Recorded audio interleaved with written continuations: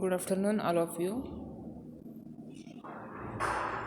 Today we will see the pharmaceutical analysis practical, the syllabus discussion, and the introductory part of pharmaceutical analysis first practical. The code for the subject, that is the code for pharmaceutical analysis 1 for practical, it is BP108P. So what are the objective of this subject? Yes, what are the objective, what are the outcomes of this practical? After completion of this course or the subject, student will be able to understand the first, that is understand the importance of calibration and the utilize different techniques of calibration of weight, then calibration of different glasswares or the calibration of analytical glasswares. Then second outcome, perform the limit test of various ions. Then third objective, prepare and standardization of various analytical compounds by different methods. Then next objective, utilization of various electrochemical methods for determination of normality of the solution. And last objective, that is acquire the basics of different analytical methods for maintaining the quality of compounds. Then we will discuss the exam pattern or the marking system for pharmaceutical analysis 1 practical.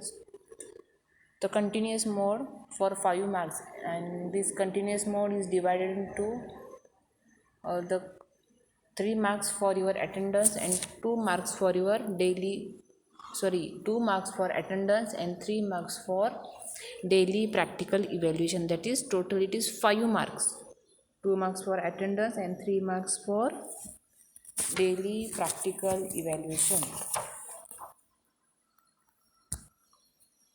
Then that is your 5 marks for continuous mode, and your sectional examination for 10 marks, sectional 1 10 marks and sectional 2nd or sectional 2 for 10 marks. Out of this,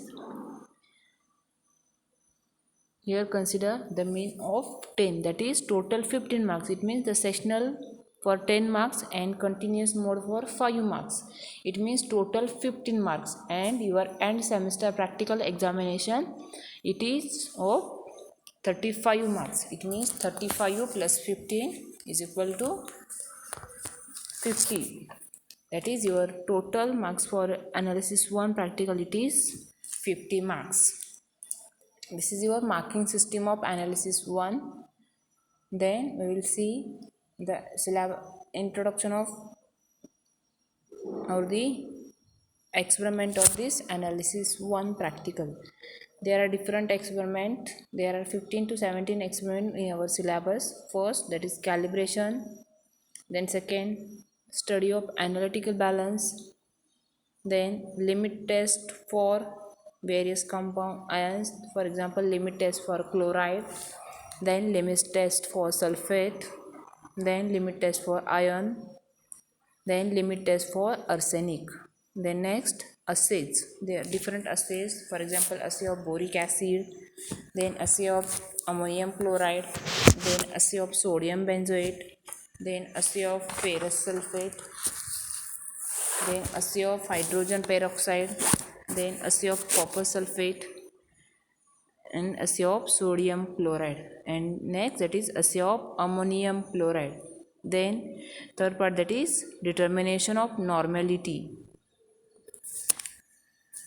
Determination of normality of strong acid versus by strong base. Then determination of normality by conductometric titration. And third, that is determination of normality by potentiometry titration. It means overall we can say that our practical contain what? The assay, limit test and determination of normality, and first that is calibration. Yes, important, that is calibration, limit test, then different assays and determination of normality. So this is the overview of our practical, or the title of the our practical. We'll see first introductory part or the basic terminologies that are important for pharmaceutical analysis theory as well as pharmaceutical analysis practical. I'm repeating here because it is important. I am now I discuss the different terminologies or different concepts that are most important for pharmaceutical analysis 1 theory as well as pharmaceutical analysis 1 practical. Yes, first, what is pharmaceutical analysis? Yes, it is the branch of chemistry which involves the series of processes for the identification, determination, quantitation and purification. This is mainly used for the separation of components from the mixture and for the determination of structure of the compounds. The different pharmaceutical agents are follows for, that is plant, then microorganism, then minerals and synthetic compound. We will see the different terminology. I am repeating here, these terminologies are very important for pharmaceutical analysis theory as well as pharmaceutical analysis 1 practical.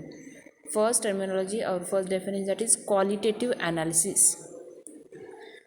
So what is qualitative analysis? The detection and the identification of the constituent of chemical substances. The detection and the identification of the constituents of chemical substance is called as qualitative analysis. And this qualitative analysis is used to separate and detect the cations and the anions in simple substances. I am repeating. What is qualitative analysis? It is the detection and the identification of the constituents of chemical substances is called as a qualitative analysis, and this qualitative analysis is used to separate what? For separation of separation as well as detection of cations and the anions which are present in sample substances. The next terminology, quantitative analysis. So what is quantitative analysis? The quantitative analysis, it deals with the estimation of the respective amount of any constituents of the chemical substances. Yes, what is quantitative analysis? The quantitative analysis, it deals with the what? The estimation of the respective amount of any constituents of chemical substances. The amount can be estimated either by volumetric method or the gravimetric method. These methods which are we will see in detail in your pharmaceutical analysis theory. Then next terminology, titration. So what is titration? It is the process of adding the solution from graduated vessel to the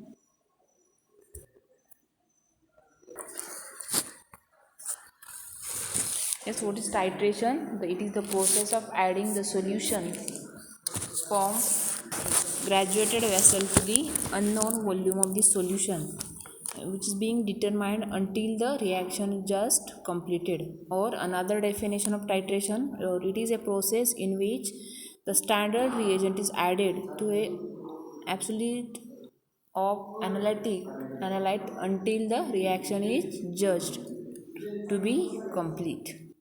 The next, that is standardization. So what is standardization? When the reagent is not available in a pure form, when the reagent is not available in a pure form, solution of approximately known normality are first prepared are then titrated against a standard solution. This process is known as standardization. The next, all this terminology we will also see in pharmaceutical analysis 1 theory. It means this terminology is important for both in detail in theory and just overview in our practical. Then next, that is titrate. So what is titrate? It is the active substance in solution to be determined by the titration. It's called as titrate. So what is titrant? It is the solution of accurately known strength is titrant. Then endpoint. The endpoint in a titration when the physical change occur that is associated with the condition of chemical equivalence. I think these practicals are performed in your 12th titrations. Then next, that is equivalent point or equivalence point. It is the point in the titration when the amount of added standard reagent is exactly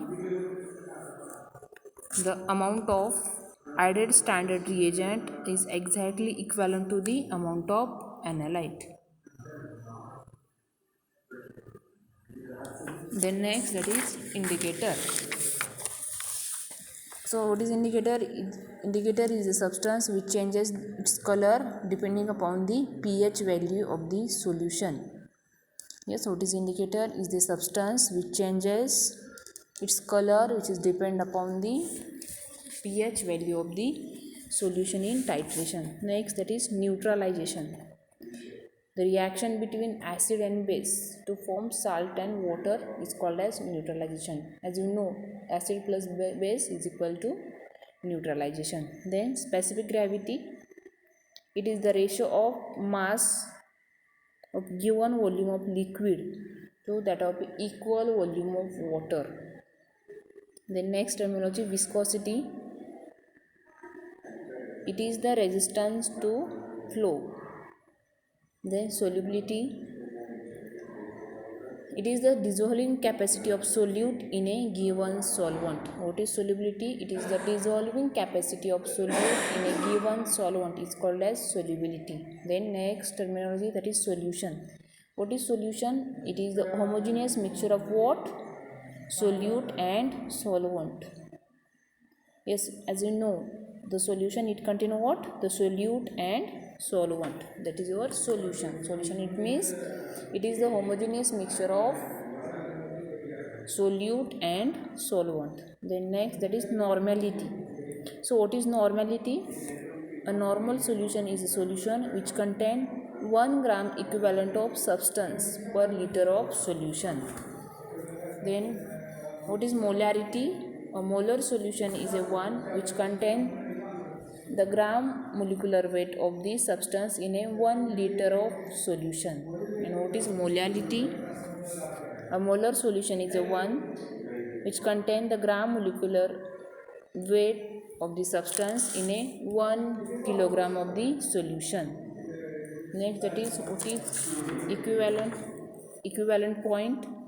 The equivalent weight of substance is defined as the what? The weight of element or the weight of compound which combines or which displaces form a combination.